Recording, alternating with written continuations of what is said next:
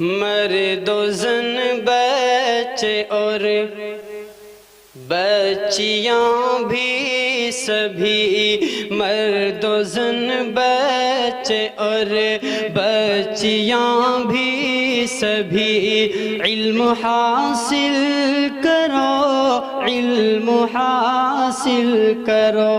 جی بہت اچھے، سبحان اللہ۔ مرد و زن بچے اور بچیاں بھی سبھی، علم حاصل کرو، علم حاصل کرو۔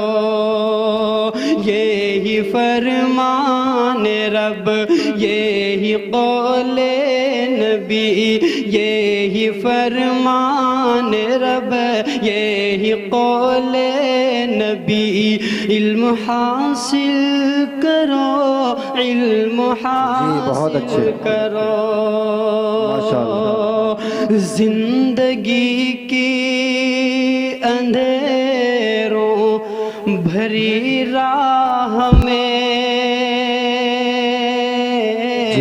آہ میں واہ میں اور ہر چاہ میں، زندگی کی اندھیروں بھری راہ میں، آہ میں واہ میں اور ہر چاہ میں۔ تمہید کے ہم سب کے بڑے، ہم سب کے کرم فرما جناب حضرت مولانا محمد خورشید انور صاحب گراوی دامت برکاتہم العالیہ سے گزارش کریں گے کہ حضور والا تشریف لائیں اور ہم سب سامعین کو قیمتی نصیحت کریں، اور حضرت کی دعا پر اس مجلس کا اختتام ہوگا انشاءاللہ۔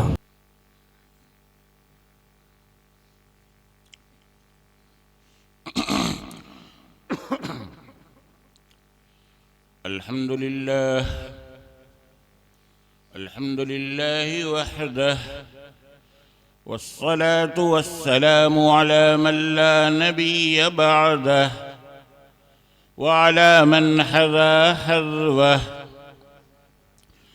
قال رسول الله صلى الله عليه وسلم: تبرك بالقرآن فإنه كلام الله تعالى وخرج منه. وقال رسول الله صلى الله عليه وسلم: لو جعل القرآن في إهاب ثم ألقي في النار ما احترق، أو كما قال رسول الله صلى الله عليه وسلم.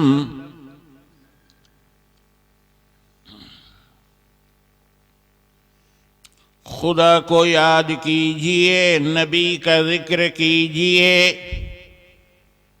خدا کو یاد کیجئے، نبی کا ذکر کیجئے، اسی عمل سے زندگی کو عطر عطر کیجئے۔ زندگی کا لمحہ لمحہ عمل سے معتبر رہے، زندگی کا لمحہ لمحہ عمل سے معتبر رہے۔ یہاں کی فکر چھوڑیے، وہاں کی فکر کیجئے۔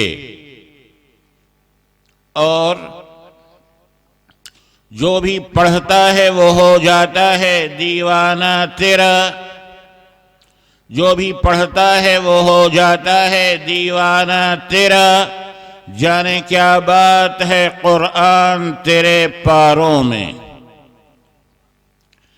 اسٹیج پر رونق افروز علماء کرام، معزز شخصیات اور نزدیک دور سے تشریف لے آنے والے مہمانان گرامی قدر، اور بالخصوص آج کے اس اجلاس کے دولہے حفاظ کرام،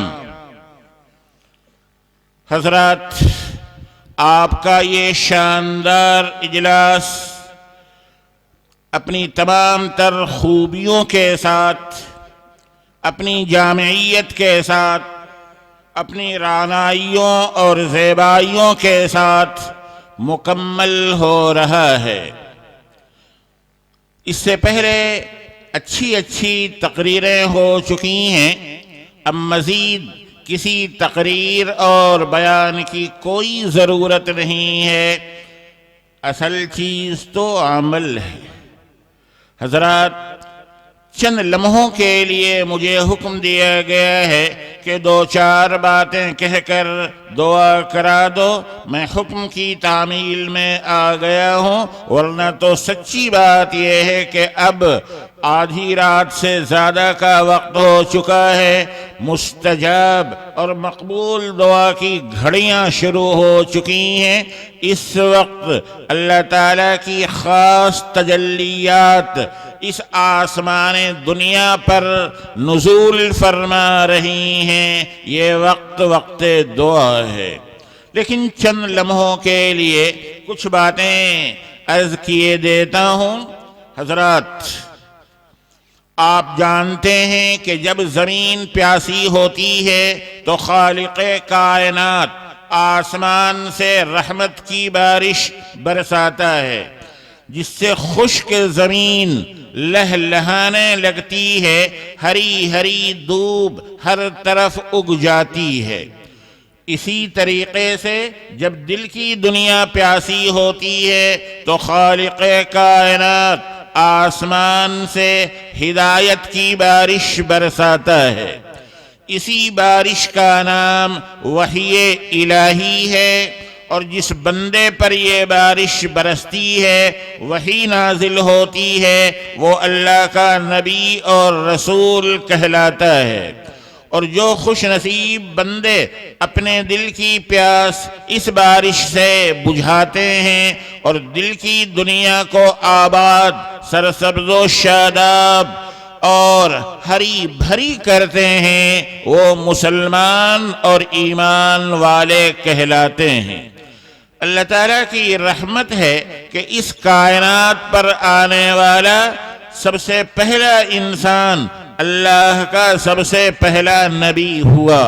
سیدنا آدم علیہ السلام سے نبوت و رسالت کا جو حسین، پاکیزہ اور مقدس سلسلہ شروع ہوا، زمانے کے بڑھنے کے ساتھ ساتھ ایک سے ایک نبی آتے گئے۔ حضرت نوح شیس آئے، حضرت نوح آئے، حضرت صالح آئے، حضرت ابراہیم آئے، حضرت اسماعیل آئے، حضرت اسحاق آئے، حضرت یعقوب آئے، موسیٰ کلیم اللہ آئے، اور اخیر میں عیسیٰ روح اللہ آئے۔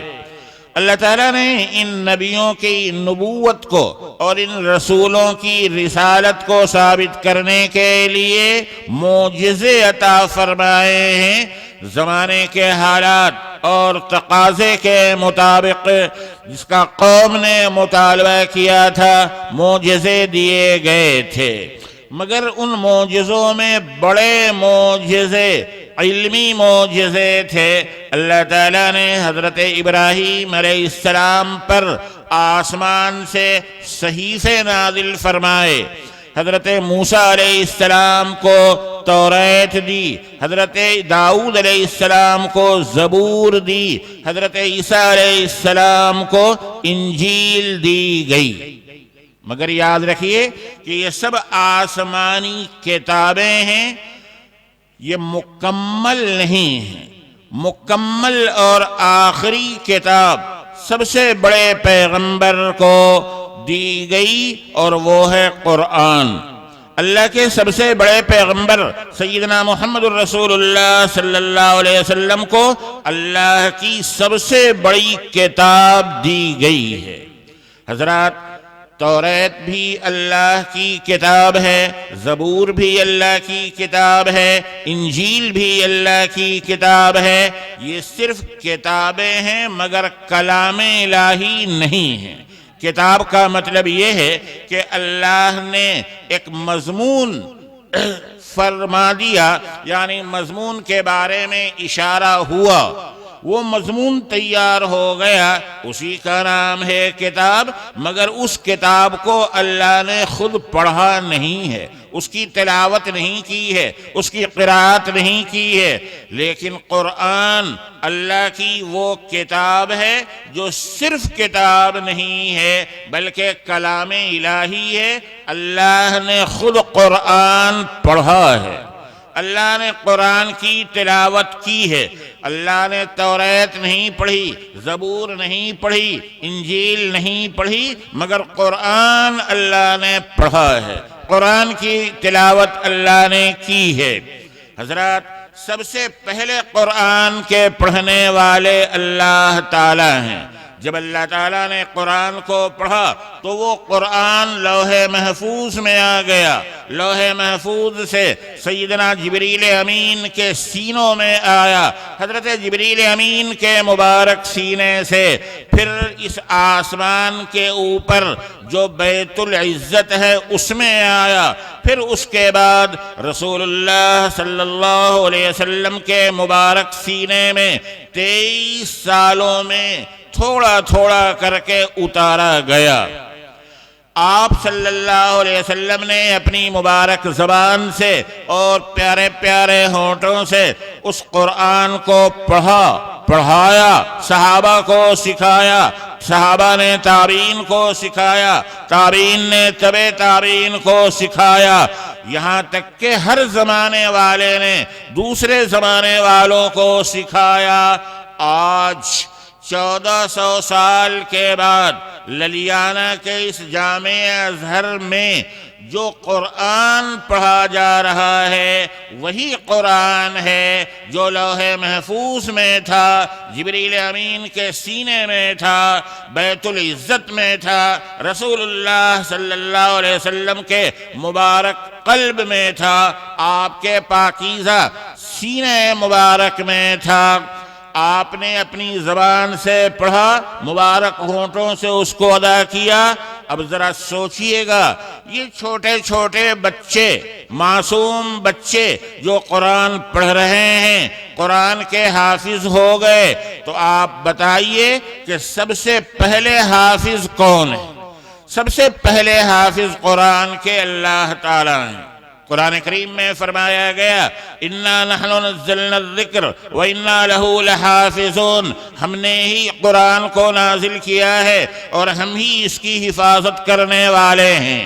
اس آیت میں اللہ نے اپنے لیے حافظ کا لفظ استعمال کیا، تو سب سے پہلے حافظ اللہ تعالیٰ، پھر اس کے بعد جبریل امین، پھر اس کے بعد حضور اکرم صلی اللہ علیہ وسلم، پھر صحابہ کرام، پھر تابعین، پھر تبع تابعین۔ 1400 سال کے بعد آج یہ بچے حافظ بن گئے، تو ان بچوں کو ایک نسبت ہو گئی اور بڑی پاکیزہ، بڑی حسین نسبت اللہ کی ذات سے ہو گئی۔ حضرات، سب سے پہلے قرآن کو اللہ نے پڑھا، پھر جبریل نے، پھر حضور اکرم صلی اللہ علیہ وسلم نے۔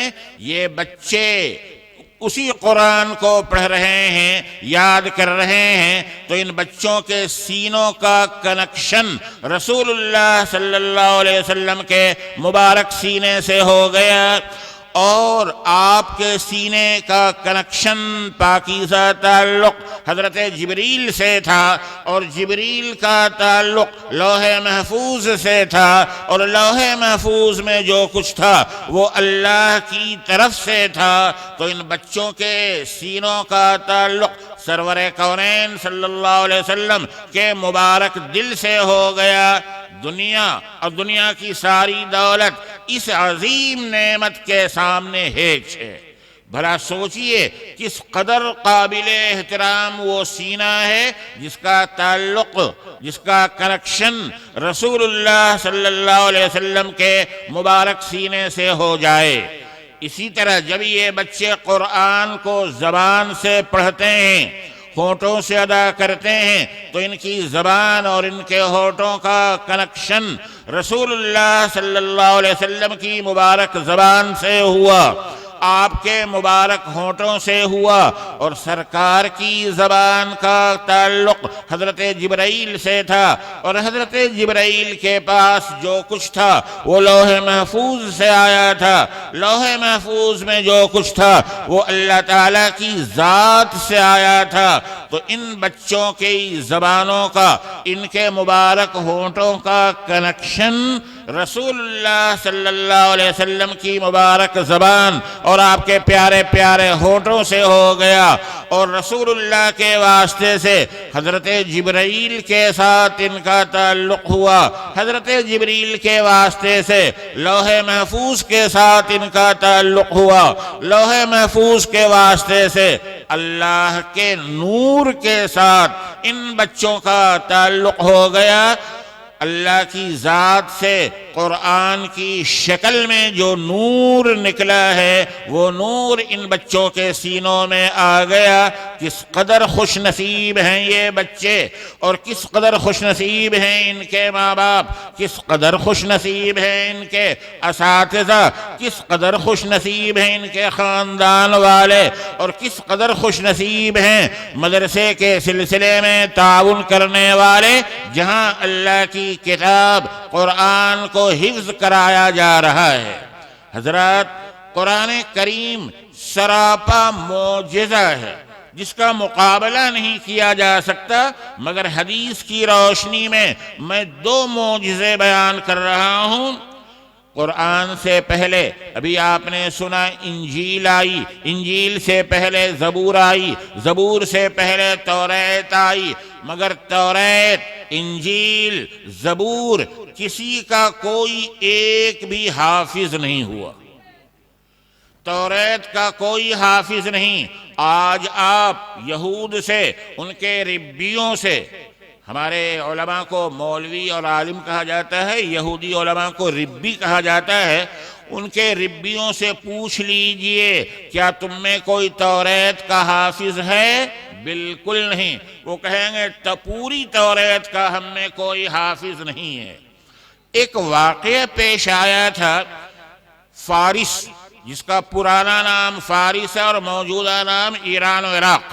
ایران اور عراق کا پہلے زمانے میں ایک بادشاہ گزرا ہے جو آتش پرست تھا، آگ کی پوجا کرتا تھا، بخت نصر۔ اس بخت نصر نے الاقصی پر، بیت المقدس پر حملہ کیا، وہاں یہود آباد تھے، یہودیوں 70,000 یہودیوں کو اس نے قتل کیا، 70,000 یہود کو اس نے گرفتار کیا، ان کے مذہبی کتابوں کو جلا ڈالا، ان کے بعد خانے کو اس نے جلا ڈالا، پورے شہر اقصی کو، بیت المقدس کو اس نے تہس نہس کر کے تباہ و برباد کر دیا۔ جن 70,000 یہودیوں کو اس نے گرفتار کیا تھا ان میں ایک پیغمبر بھی تھے، حضرت عزیر علیہ السلام، مگر بخت نصر ان کے اخلاق کو دیکھ کر، ان کے بیوہار کو دیکھ کر متاثر ہو گیا، اس نے ان کو چھوڑ دیا۔ حضرت عزیر علیہ السلام وہ پیغمبر ہے کہ جن کو توریت پوری یاد تھی، انہوں نے پھر اپنے حافظے سے توریت لکھوائی ہے۔ دنیا میں توریت پر ایک زمانہ ایسا گزر چکا ہے جب دنیا میں یہ موجود نہیں تھی۔ آج یہودی کہیں تو کیا کہیں، ایک زمانہ ایسا گزرا ہے جب دنیا میں توریت موجود نہیں تھی، صرف ایک بندے حضرت عزیر توریت کے حافظ تھے، انہوں نے اپنے حافظے سے توریت لکھوائی۔ حضرت عزیر کی یہ خدمت، یہ کارنامہ اتنا عظیم الشان تھا کہ یہودی یہیں سے گمراہ ہو گئے، کہنے لگے جس کو توریت یاد ہے وہ تو خدا کا بیٹا ہوگا، اور خدا کا کوئی بیٹا نہیں۔ انہوں نے عزیر علیہ السلام کو خدا کا بیٹا مانا، اس لیے وہ کافر ہو گئے، وہ مشرک ہو گئے۔ قرآن کریم میں آیا وقالت الیہود عزیر ابن اللہ، یہود کا یہ عقیدہ ہے کہ عزیر خدا کے بیٹے ہیں۔ چلیے، صرف ایک پیغمبر اس کے حافظ ہیں، باقی کوئی حافظ نہیں۔ زبور ہے دوسرے نمبر پر، زبور کا کوئی حافظ نہیں۔ پھر انجیل ہے، انجیل کا کوئی حافظ نہیں ہے۔ سیدنا عیسیٰ علیہ السلام پر انجیل نازل ہوئی تھی تو عیسیٰ علیہ السلام املا کراتے تھے، پڑھتے تھے، اور ان کے شاگرد تھے وہ اس کو لکھتے تھے۔ 4 شاگردوں کی انجیل اس وقت دنیا میں موجود ہے، انجیل متی، انجیل یوحنا، انجیل لوقا، انجیل مرقس۔ آپ کسی بھی بڑے پادری سے، کسی بھی بڑے پوپ سے، فادر سے نعوذ باللہ پوچھ لیں کہ کیا یہ وہی انجیل ہے جو حضرت عیسیٰ علیہ السلام پر نازل ہوئی تھی، وہ کہے گا نہیں، یہ ڈپلیکیٹ، فرق ہے اس میں۔ لیکن قرآن وہ کتاب ہے کہ اس کا حافظ 1-2 نہیں۔ میں تو آپ کے جلسے میں کئی سال سے آ رہا ہوں، ہر سال کئی بچے یہاں حافظ ہو رہے ہیں، اور ہندوستان کے سینکڑوں نہیں ہزاروں مدرسوں سے کم از کم 50-60 ہزار حافظ ہر سال تیار ہو رہے ہیں۔ کوئی گاؤں، کوئی گلی، کوئی قصبہ، کوئی شہر خالی نہیں ہے جہاں حفاظ کرام نہ ہو۔ یہ قرآن کا معجزہ ہے۔ قرآن کی حفاظت کی ذمہ داری اللہ نے لی ہے، اللہ حفاظت کر رہے ہیں، مگر کیسے؟ کمپیوٹر کے ذریعے نہیں، لیپ ٹاپ کے ذریعے نہیں، کیسے؟ موبائل کے ذریعے نہیں، پریس کے ذریعے نہیں، لکھ کر نہیں صاحب، چھوٹے چھوٹے معصوم بچوں کے سینوں کے ذریعے، چھوٹے چھوٹے بچوں کے سینوں کے ذریعے، جن کو عقل نہیں، شعور نہیں، استنجا کرنے کا صحیح طریقہ معلوم نہیں، پاکی ناپاکی کے مسائل ان کو معلوم نہیں، اور ان کے سینوں میں سارا قرآن محفوظ ہے۔ انڈیا میں جب برٹش گورنمنٹ کی حکومت قائم ہو گئی تو اس نے ریسرچ کیا، تحقیق کی کہ ہماری یہاں حکومت کیسے ہمیشہ رہ سکتی ہے۔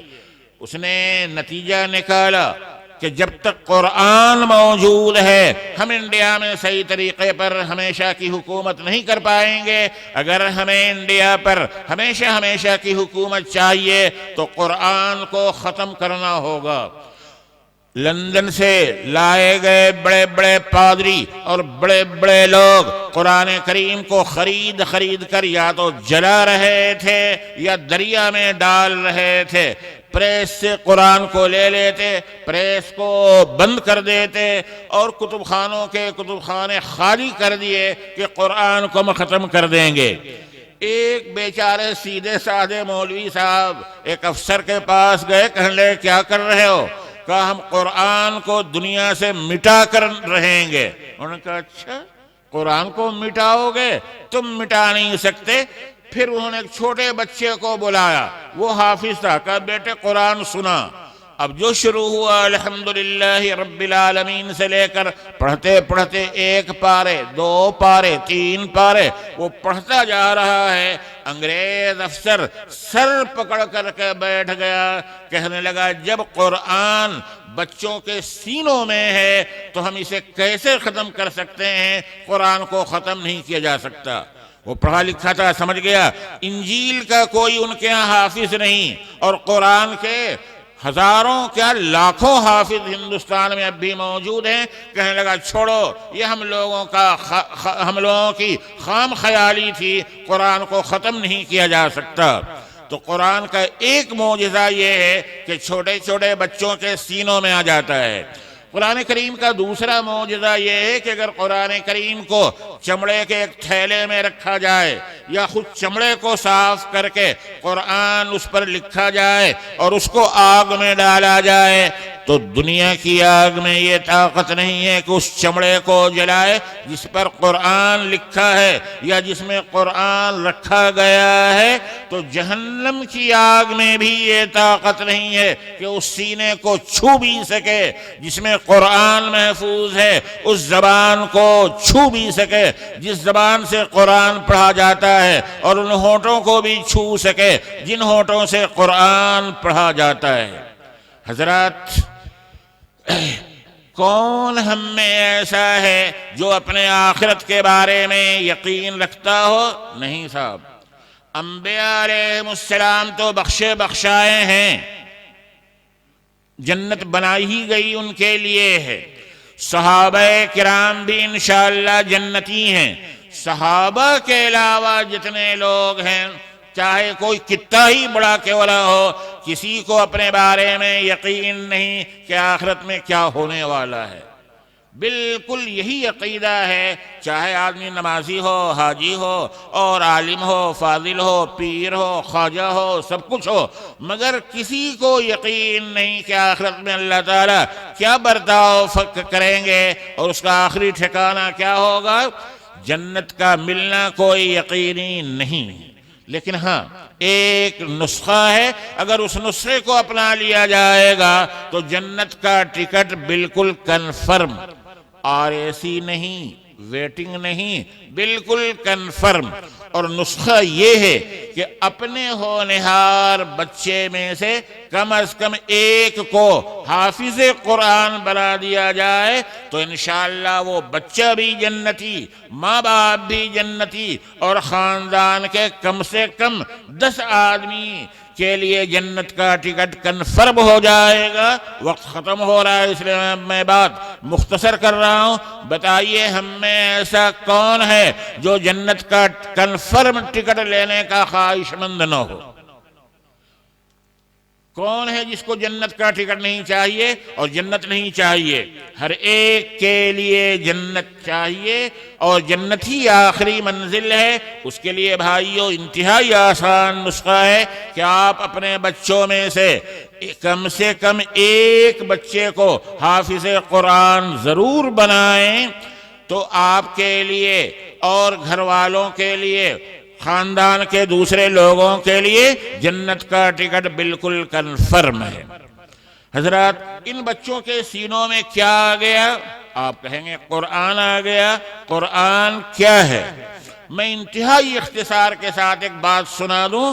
قرآن کے بارے میں آج سے 650 سال پہلے مصر کے ایک بڑے محدث اور مفسر ہوئے ہیں, علامہ جلال الدین سیوطی رحمت اللہ علیہ. سیوطی رحمت اللہ علیہ کی کتاب ہے الاتقان. الاتقان میں وہ کہتے ہیں القرآن فی اللوح المحفوظ کل حرف منہ بمنزلت جبل قاف وتحت کل حرف تفسیرها لا يعلمه الا اللہ. کیا فرمایا؟ اصل قرآن لوح محفوظ میں ہے, اور جو قرآن لوح محفوظ میں ہے اس کا ایک ایک حرف کوہ قاف کے برابر ہے, قاف پہاڑ کے برابر. قاف پہاڑ کسے کہیں؟ جہاں یہ دھرتی, یہ زمین ختم ہو جاتی ہے, اس کے بعد کوئی ملک نہیں, وہاں سمندر ہے, پانی پانی پانی پانی.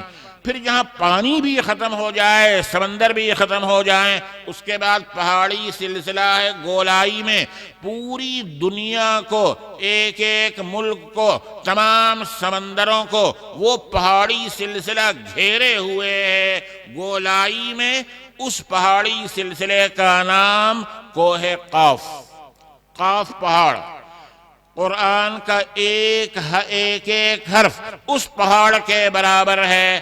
مثلا بچہ پڑھتا ہے الحمد, تو ال 2 حرف ہو گئے, حمد 2 حرف ہو گئے, دو یہ 1 حرف, تو الحمد میں 5 حرف ہو گئے. جو حمزہ ہے شروع میں وہ کوہ قاف کے برابر ہے. تو سوچئے سارا قرآن کتنا بڑا ہوگا. اتنا بڑا کہ نہ آسمانوں میں آ سکے, نہ زمین میں آ سکے, نہ 7 آسمانوں میں آ سکے, نہ 7 زمین میں آ سکے, نہ آسمان زمین کے درمیان جو خلا ہے اس میں آ سکے. کہیں نہیں آ سکتا وہ قرآن, مگر آتا ہے تو کہاں؟ چھوٹے چھوٹے بچوں کے سینوں میں. تو ان بچوں کے سینوں میں ایسا قرآن آ گیا ہے. اس لیے بھائیو, آج آپ یہاں آئے, رات کے 1:45 بجے تک آپ سن رہے ہیں. آپ کا یہاں آنا مبارک. سننا مبارک، بیٹھنا مبارک، یہاں سے جائیں تو جانا مبارک، مگر یہ سب کچھ کب ہوگا؟ صرف ہمارے کہہ لینے سے اور آپ کے سن لینے سے نہیں ہوگا، ہمارے کہنے سے زیادہ آپ کے سننے سے زیادہ سمجھنے سے اور سمجھنے سے زیادہ عمل کرنے سے ہوگا۔ آئیے رات کے اس آخری پہر میں جو شروع ہونے والی ہے، اس میں ہم اپنے اللہ کو حاضر ناظر سمجھ کر یہ عہد کریں کہ کم سے کم اپنے ایک بچے کو حافظ قرآن ضرور بنائیں گے۔ اگر آپ نے یہ عہد کر لیا تو میں یقین سے اور 100 بار یقین سے کہتا ہوں کہ آپ کا یہاں آنا مبارک، یہاں بیٹھنا مبارک، یہاں سننا مبارک، یہاں سے جائیں گے تو آپ کی جانوں میں، آپ کے مالوں میں، آپ کی تجارت میں، آپ کی بزنس میں، کھیتی باڑی میں، گھر میں، آل اولاد میں، ایک ایک چیز میں اللہ تعالیٰ برکتیں نازل فرمائیں گے، ایک ایک چیز میں برکتیں ہوں گی۔ تو ایک بات تو یہ کہ ایک بچے کو ضرور کم سے کم حافظ قرآن بنائیں۔ دوسری بات، صرف بچے کو حافظ قرآن بنا دینا کافی نہیں ہے، خود بھی پڑھنا فرض ہے۔ نماز فرض، روزہ فرض، مالداروں پر زکوٰۃ فرض، اس سے زیادہ کوئی مالدار ہو تو حج فرض۔ اگر کوئی نماز نہیں پڑھتا، روزہ نہیں رکھتا، زکوٰۃ نہیں دیتا، حج نہیں کرتا، واجب فرض ہونے کے باوجود، تو اللہ کے ہاں وہ اس کو سزا ہوگی اور سخت سے سخت سزا ہوگی۔ ایسی قرآن کا پڑھنا اور صحیح طریقے سے پڑھنا بھی فرض ہے۔ حضرات، ہم میں کتنے لوگ ایسے ہیں جو قرآن یا تو پڑھنا ہی نہیں جانتے ہیں، یا پڑھتے ہیں تو بالکل قرآن نازل ہوا عربی میں اور پڑھتے ہیں ہندوستانی لہجے میں۔ بالکل غلط ہے۔ قرآن کو صحیح پڑھیے، اسی طریقے سے پڑھنا چاہیے جس طریقے پر قرآن نازل ہوا، اور آج بھی جس طریقے پر عرب اور ہمارے قراء پڑھتے ہیں، پڑھاتے ہیں۔ دیکھیے، اب چند دنوں کے بعد قرآن کا مہینہ آ رہا ہے، یہ سارا مہینہ قرآن کے لیے ہے۔ تو دوسری بات یہ یاد کر کے جائیں، اس جلسے کا دوسرا میسیج یہ لے کر کے جائیں کہ ہم پورے رمضان میں قرآن صحیح پڑھیں گے، خود بھی پڑھیں گے، گھر کے ممبروں کو، گھر کے لوگوں کو بھی پڑھائیں گے، ایک ایک بچے کو، گھر والی کو، بچیوں کو، جتنے ممبر سے گھر میں ہیں، ایک ایک کو قرآن صحیح پڑھوائیں گے۔ خود اگر صحیح پڑھنا نہیں آتا تو کیسے پڑھیں؟ ابھی موقع ہے، شمع جل رہی ہے، نہ جانے یہ کب گل ہو جائے۔ ابھی آپ نے دیکھا کہ آپ کے ایک عزیز ہم سے رخصت ہو گئے، ہماری شمع بھی کب گل ہو جائے کچھ پتہ نہیں ہے۔ اس لیے بھائیوں، قدر کیجئے۔ آئیے، یہاں مولانا عبداللہ صاحب ہیں، یہاں اساتذہ ہیں، آپ کی مسجدوں میں امام ہیں، ان اماموں کی خدمت کیجئے اور ان سے قرآن صحیح کرائیے۔ آپ اپنے بچے کے لیے ٹیوشن کراتے ہیں، کیا فری میں ٹیوشن ہوتا ہے کیا؟ نہیں صاحب۔ اور اوپر درجے کی تیاری کرانی ہو، IPS وغیرہ کی تیاری کرانی ہو، تو اس کے لیے آپ کو فیس ادا کرنے پڑتے ہیں۔ قرآن جو اللہ کی کتاب ہے، آپ نے سمجھ لیا کہ یہ بچوں کی کتاب ہے؟ نہیں، ہر عمر والوں کے لیے ہے۔ جب قرآن نازل ہوا تو صحابہ سارے بچے نہیں تھے، جوان بھی تھے، بوڑھے بھی تھے، بچے بھی تھے، نوجوان بھی تھے، اور ادھیڑ سے بھی اوپر کے لوگ تھے۔ سب نے قرآن سیکھا ہے۔ ابو بکر نے سیکھا، عمر نے سیکھا، عثمان نے سیکھا، علی نے سیکھا، ابو ہریرہ نے سیکھا، معاذ بن جبل نے سیکھا، جتنے صحابہ تھے سب نے قرآن سیکھا۔ وہ اہل زبان تھے، ان کی زبان میں قرآن نازل ہو رہا ہے۔ جب وہ بھی صحیح پڑھنے کے لیے رسول اللہ سے سیکھ سکتے ہیں، تو ہم لوگ 1400 سال بعد آنے والے، ہماری زبان ٹیڑھی میڑھی، ہماری زبان دیہاتی، ہماری زبان وہ عربی زبان نہیں ہے، کیا ہم سیکھنے کے محتاج نہیں ہیں؟ ہیں، اور یقیناً ہیں۔ ان سے زیادہ ہم قرآن سیکھنے کے محتاج ہیں۔ اگر قرآن کوئی صحیح نہیں پڑھتا ہے، غلط پڑھ رہا ہے، تو یاد رکھیے، جزری بہت بڑے آدمی گزرے ہیں، وہ کہتے ہیں واللفظ بالتجوید حتم لازم من لم یجود القرآن آثم، تجوید کے مطابق صحیح قرآن کو پڑھنا فرض ہے۔ یہ ہماری بات نہیں، یہ مدرسے والوں کی بات نہیں ہے، یہ مولانا عبداللہ کی بات نہیں ہے۔ سنو، بہت بڑے امام جو تمام قاریوں کے استاد الاساتذہ ہیں، وہ کہہ رہے ہیں کہ تجوید کے مطابق یعنی صحیح قرآن کو پڑھنا فرض ہے۔ من لم یجود القرآن آثم، جو تجوید کے مطابق قرآن نہیں پڑھتا وہ گنہگار ہے۔ تو دوسری بات یہ ہوئی۔ تیسری بات، پہلی تقریر آپ کے ہاں ہوئی ہے اصلاح معاشرہ پر، ماشاءاللہ بڑی اچھی تقریر، بہت شاندار تقریر۔ دوسری تقریر میں بھی اصلاح معاشرہ کا مواد آیا۔ میں 1 منٹ میں کہنا چاہوں گا، آج اصلاح معاشرے پر بے شمار اصلاحی بیانات اور ایک سے ایک اچھے سے اچھے بیانات ہو رہے ہیں، مگر ہماری پوزیشن جہاں کل تھی وہیں آج ہم پر کوئی فرق نہیں پڑ رہا ہے۔ گویا ہم وہ گڑ ہیں جسے چیونٹی کھا نہیں سکتی۔ لاکھ علماء آئیں، مولانا آئیں، واعظین آئیں، مقررین آئیں اور ہمیں سمجھائیں، مگر صاحب ہم تو جمع بیٹھے ہیں چھوڑنے کے نہیں، ہٹنے کے نہیں۔ میں ان تمام باتوں کو نہیں دہراؤں گا، صرف یہ کہوں گا کہ دوسرے کی فکر مت کیجیے، اپنی فکر کیجیے۔ بس ہر آدمی یہ سوچے 24 گھنٹے ہوتے ہیں رات و دن کے، 10 منٹ ٹائم نکالے۔ بہت آسان نسخہ بتا رہا ہوں، صرف 10 منٹ ٹائم نکالے روز، زیادہ نہیں۔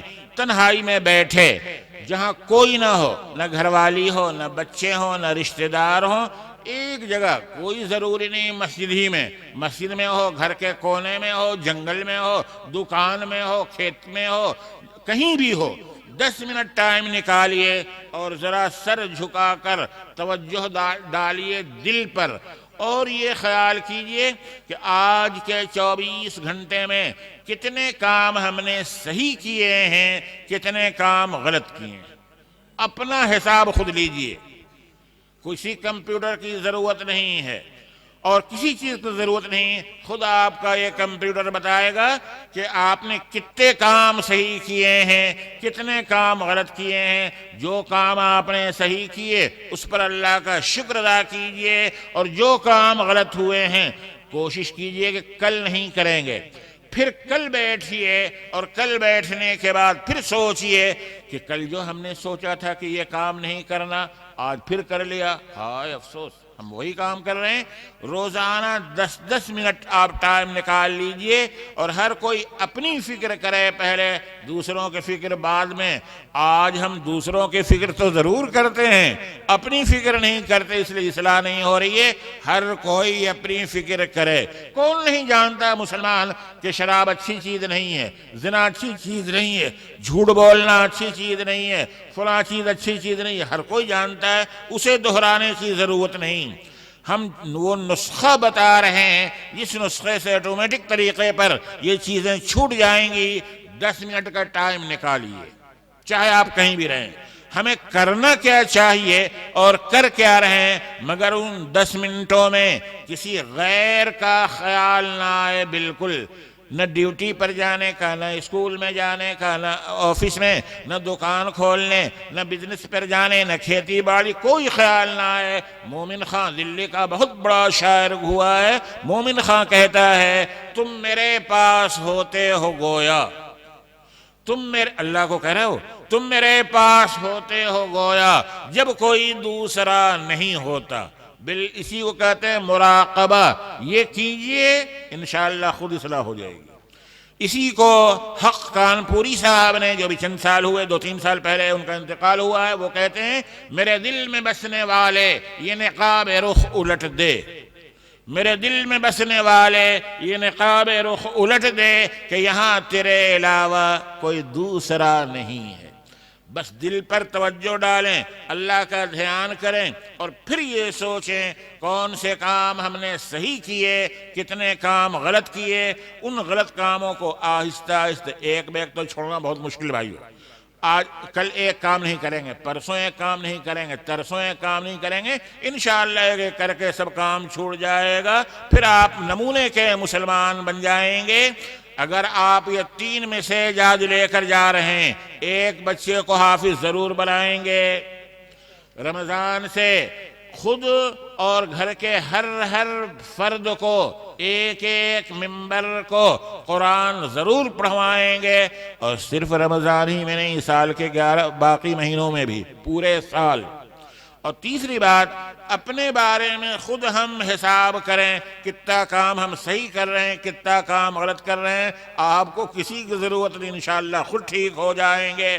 اگر یہ 3 کام آپ کر کے لے گئے تو یاد رکھیے کہ آپ کا رسول اللہ صلی اللہ علیہ وسلم سے رشتہ مضبوط ہوگا، آپ رسول اللہ کی سنتوں پر عمل کرنے والے ہوں گے، اور رسول اللہ کی سنتوں پر عمل کرنا یہ وفاداری ہے، اور جب حضور سے آپ وفاداری کریں گے تو جانتے ہیں کیا ہوگا؟ آسمان سے غیبی آواز آئے گی، سننے والے کان سنیں گے، محفوظ رکھنے والے دل اسے محفوظ رکھیں گے۔ کیا آواز آئے گی؟ کی محمد سے وفا تو نے تو ہم تیرے ہیں، کی محمد سے وفا تو نے تو ہم تیرے ہیں، یہ جہاں چیز ہے کیا لوح و قلم تیرے ہیں۔ وآخر دعوانا ان الحمدللہ رب العالمین۔ درود شریف پڑھیے اور دعا کیجیے۔ اللهم صل على سيدنا ومولانا محمد وعلى آل سيدنا ومولانا محمد وبارك وسلم، يا رب صل وسلم دائما أبدا على حبيبك خير الخلق كلهم۔ ربنا ظلمنا أنفسنا وإن لم تغفر لنا وترحمنا لنكونن من الخاسرين۔ ربنا آتنا في الدنيا حسنة وفي الآخرة حسنة وقنا عذاب النار۔ اللهم حبب إلينا الإيمان وزينه في قلوبنا وكره إلينا الكفر والفسوق والعصيان۔ اللهم اجعلنا من الراشدين، اللهم اجعلنا من المهديين، اللهم اجعلنا من المغفورين، اللهم اجعلنا من الذين آمنوا لا خوف عليهم ولا هم يحزنون۔ يا رب أنت وأنا أنا العواد بالذنب وأنت العواد بالمغفرة، وأنت العواد بالمغفرة، فاغفر لي ولوالدي ولجميع المسلمين والمسلمات الأحياء منهم والأموات، إنك سميع قريب مجيب للدعوات برحمتك يا أرحم الراحمين۔ یا اللہ ہم سب کے گناہوں کو معاف فرما، یا اللہ ہماری خطاؤں سے درگزر فرما، یا اللہ یہ گنہگار پاپی ہاتھ آپ کی بارگاہ قدس میں اٹھے ہوئے ہیں۔ مولا کریم، ہم نے آپ کے رسول کی حدیث پڑھی ہے کہ جب کوئی بندہ آپ کے سامنے ہاتھ پھیلاتا ہے تو خالی لوٹاتے ہوئے آپ کو شرم آتی ہے۔ یا اللہ آپ بھی سچے، آپ کے رسول بھی سچے، سچے رسول کی حدیث بھی سچی، یقیناً آپ ان گنہگار ہاتھوں کو خائب، خاسر اور محروم نہیں لوٹائیں گے۔ یا اللہ تمام حاضرین کی بخشش فرما، تمام غائبین کی بخشش فرما، تمام زندوں کی بخشش فرما، تمام مردوں کی بخشش فرما۔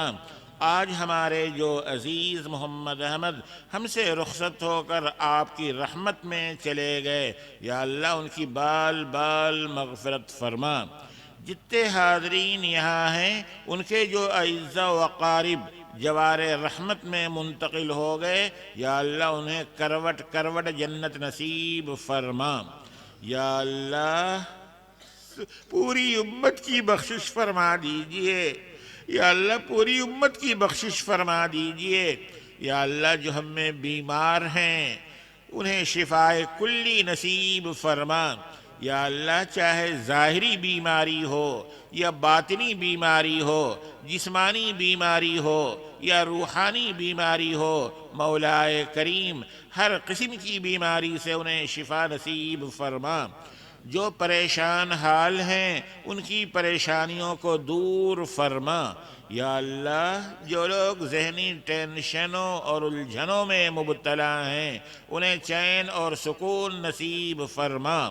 یا اللہ جو لوگ ناجائز طریقے سے کیس اور مقدموں میں پھنس گئے یا پھنسا دیے گئے ہیں، یا اللہ ان کی خلاصی کے فیصلے فرما، ان کی خلاصی کے فیصلے فرما۔ یا اللہ جن لوگوں میں آپس میں دوریاں ہیں اے اللہ ان کو نزدیکی سے، ان کو پیار و محبت سے بدل دیجئے۔ اے اللہ جن گھروں میں ناچاقی ہے ان میں اتفاق پیدا فرما۔ یا اللہ مسلمانوں کے گھروں کو جنت نما بنا دیجئے، مسلمانوں کے خاندانوں کو باغ و بہار بنا دیجئے۔ یا اللہ اسلام اور عالم اسلام کی حفاظت فرما۔ یا اللہ اسلام اور عالم اسلام کی حفاظت فرما، الاقصی کی حفاظت فرما، بیت المقدس کی حفاظت فرما، حرمین کی حفاظت فرما۔ یا اللہ تمام مساجد کی حفاظت فرما، تمام مدارس کی حفاظت فرما، تمام خانقاہوں کی حفاظت فرما۔ یا اللہ جو جماعتیں اور جو افراد تیرے دین کی نشر و اشاعت میں لگے ہیں خداوندہ غیب سے ان کی نصرت فرما، غیب سے ان کی مدد فرما۔ یا اللہ اس ملک پر اپنی خاص رحمتیں نازل فرما۔ یا اللہ اس کو امن و امان کا گہوارہ بنا دیجئے۔ یا اللہ یہاں کے رہنے والوں کو آپس میں شیر و شکر بنا دیجئے۔ یا اللہ بھائی چارگی کا ماحول عام ہو جائے۔ یا اللہ بالخصوص اس بستی پر، بستی والوں پر رحمتیں نازل فرما۔ یا اللہ یہاں بہت سے آپ کے نیک بندے موجود ہیں۔ یا اللہ چھوٹے چھوٹے معصوم بچے بھی موجود ہیں۔ ہمارے بھائیوں کے دلوں میں جو بھی جائز تمنائیں ہیں، جائز مرادیں ہیں، جن کو آپ ان سے بھی بہتر جانتے ہیں اس لیے کہ آپ عالم الغیب ہیں، یا اللہ ان کی تمام جائز مرادیں پوری فرما۔ یا اللہ جو بے روزگار ہیں ان کو روزگار سے لگا دیجئے، جو معاشی اعتبار سے پریشان ہیں ان کی معاشیات کو درست کر دیجئے۔ یا اللہ جو جس لائن سے پریشان ہے ہر ایک کی پریشانی کو دور کر دیجئے۔ یا اللہ سچ ہے بد ہیں، بدنام ہیں، گنہگار ہیں، پر تیرے محبوب کی امت ہیں، تیرے محبوب کے نام لیوا ہیں، اس لیے یا اللہ اپنے محبوب کی امت ہونے کے صدقے، اپنے محبوب کے نام لیوا ہونے کے صدقے تمام مسلمانوں کو خوشحال بنا دیجئے، نیک حال بنا دیجئے۔ اے اللہ گناہوں سے حفاظت فرما۔ اے اللہ ہمیں تو ہمارے نفس نے اور شیطان نے گھیر رکھا ہے، نہ نفس فرصت دے ہوئے ہے نہ شیطان چھوڑتا ہے۔ یا اللہ آپ کی توفیق نہیں ہوگی تو ہم گناہوں سے بچ نہیں سکتے ہیں۔ مولائے کریم توفیق عطا فرما۔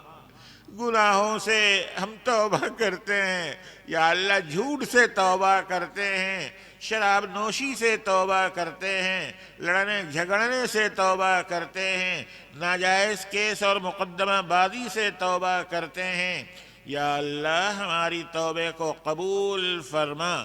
یا اللہ آنے والے ماہ مبارک کی قدر کرنے کی توفیق عطا فرما، روزے رکھنے کی توفیق عطا فرما، مالداروں کو زکوٰۃ ادا کرنے کی توفیق عطا فرما، بڑے مالداروں کو حج کرنے کی توفیق عطا فرما۔ یا اللہ بہت سی بہنیں مائیں اور بیٹیاں ایسی ہیں کہ ان کا مناسب رشتہ نہیں مل رہا ہے، عمر ہو چکی ہے، ماں باپ کے پاس اتنے اسباب وسائل نہیں ہیں کہ وہ شادی کر سکیں۔ یا اللہ پر تیرے خزانہ غیب میں کچھ بھی کمی نہیں ہے، یا اللہ اپنے خزانہ غیب سے ان کی مدد فرما۔ یا اللہ جو مقروض ہیں اور ان بیچاروں کے پاس دینے کے لیے کچھ نہیں ہے، خزانہ غیب سے ان کی مدد فرما۔ یا اللہ غیب کے خزانے سے ان کی مدد فرما۔ یا اللہ سچی بات تو یہ ہے کہ ہمیں مانگنا ہی نہیں آتا، ورنہ تیرے دربار میں بھلا دینے کے لیے کس چیز کی کمی ہے، مگر مولا کریم تیری ذات تو وہ ذات ہے جو بن مانگے سب کچھ دے دیتی ہے۔ اس لیے یا اللہ جو مانگا ہے وہ بھی، جو مانگنے سے رہ گیا ہے وہ بھی، تمام خیرات میں، تمام نیکیوں میں ہمارا حصہ لگا دیجئے، تمام برائیوں سے، گناہوں سے، شرور و فتن سے ہم سب کی حفاظت فرما۔ یا اللہ آپ کے حبیب پاک صلی اللہ علیہ وسلم نے جن جن خیرات کی آپ سے درخواست کی ہے، اے اللہ ہمارا بھی اس میں حصہ لگا دیجئے، اور جن جن برائیوں سے انہوں نے پناہ مانگی ہے ان برائیوں سے ہم بھی پناہ مانگتے ہیں، بچا لیجئے۔ یا اللہ ہماری زبان سے، ہمارے ہاتھ پاؤں سے، ہماری کسی ادا سے، ہماری کسی بات سے غیروں کو تکلیف نہ پہنچے۔ یا اللہ غیروں کو تکلیف نہ پہنچے۔ یا اللہ دوسروں کی دشمنی سے، ان کے شرور و فتن سے بھی ہماری حفاظت فرما۔ اے اللہ ہماری ان شکستہ دعاؤں کو سیدنا حبیب پاک محمد الرسول اللہ صلی اللہ علیہ وسلم کے صدقے اور طفیل میں قبول فرما۔ یا اللہ اس جلسے کو قبول فرما، اس مدرسے کو قبول فرما، یہاں مل بیٹھنے کو قبول فرما، یہاں سننے اور کہنے کو قبول فرما، یہاں کے منتظمین کو قبول فرما، اساتذہ کو قبول فرما، طلبہ کو قبول فرما، اور یا اللہ اس مدرسے کو سچ مچ جامع ازہر اور اسلامی جامع ازہر بنا دیجئے، اسے دن دونی رات چوگنی ترقیات سے نوازیے۔ یا اللہ اس کو ترقی دیجئے، یہاں حدیث کی پڑھائی ہو، یہاں تفسیر کی پڑھائی ہو، عربی درجات شروع ہو جائیں۔ یا اللہ مولانا عبداللہ کی صحت میں، ان کی عمر میں برکت دیجئے۔ یا اللہ بڑی محنت و جد و جہد کے ساتھ وہ کام کر رہے ہیں، یا اللہ مزید کی توفیق عطا فرمائیے۔ یا اللہ گاؤں کے لوگوں کے بارے میں جیسا کہ سنا کہ پورے اخراجات صرف گاؤں سے پورے ہوتے ہیں، یا اللہ گاؤں والوں کی جانوں میں، ان کے مالوں میں، ان کی تجارتوں میں، ان کی کھیتی باڑی میں، ان کے گھروں میں، آل اولاد میں، ایک ایک چیز میں خوب برکتیں نازل فرما۔ یا اللہ للیانہ کو لال لال کر دیجئے، یا اللہ للیانہ کو لال لال کر دیجئے، اسے سرخرو کر دیجئے۔ یا اللہ تمام نیکیوں میں ہم سب کو حصہ عطا فرما، تمام برائیوں سے ہم سب کی حفاظت فرما۔ ہماری ان شکستہ دعاؤں کو سیدنا حبیب پاک محمد الرسول اللہ صلی اللہ علیہ وسلم کے صدقے اور طفیل میں قبول فرما۔ گرم دعوتم رد کنی ور قبول، گرم دعوتم رد کنی ور قبول، گرم دعوتم رد کنی ور قبول، منو دست دامان آل رسول، وصلی اللہ تعالی علی خیر خلقی محمد وآلہ واصحابہ اجمعین برحمتک یا ارحم الراحمین۔